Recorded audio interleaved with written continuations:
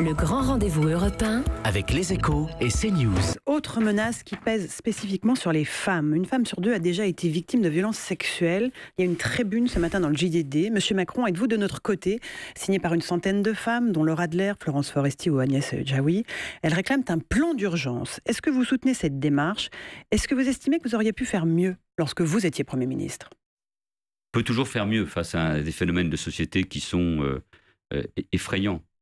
Une femme une femme meurt tous les 3 jours sous les coups de son compagnon ou de son ex-conjoint. Il y a les viols. Il y a, et c'est une bonne chose d'une certaine manière, si vous me permettez cette expression malvenue, parce qu'il y a eu une affaire qui a touché le monde du cinéma, qui a touché Hollywood, l'Amérique, ça a créé un mouvement qui, j'espère, ne s'arrêtera pas. Vous comprenez ce déferlement de témoignages? Mais je pense qu'il est utile, ce déferlement de témoignages. Il faut le soutenir. Il faut derrière qu'il y ait des mesures. La ministre, d'ailleurs, en charge de l'égalité entre les femmes et les hommes, pour les droits des femmes, se mobilise. Marlène Schiappa. Marlène Schiappa. Et c'est une bonne chose. Donc il faut continuer. Là, on parle de gens connus.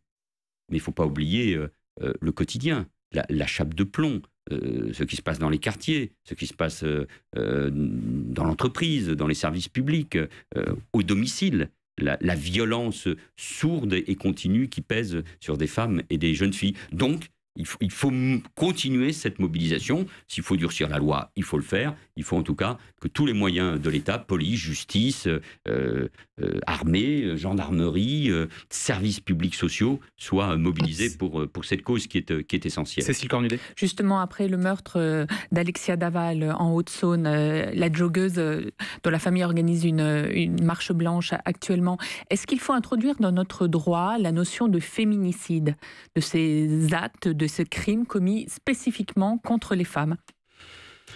Vu l'étendue de la violence sur les femmes dans nos sociétés, je ne suis pas opposé. Après, c'est un débat juridique. Mais pour moi, il ne me pose pas de problème que de rendre encore plus sévère notre justice et notre droit à l'égard de ces crimes. C'est un phénomène de société qui touche toutes les sociétés et tous les milieux.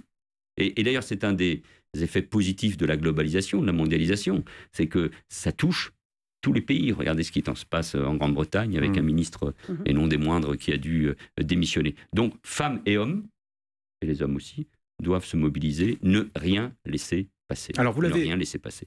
Le grand rendez-vous européen avec Les Échos et CNews.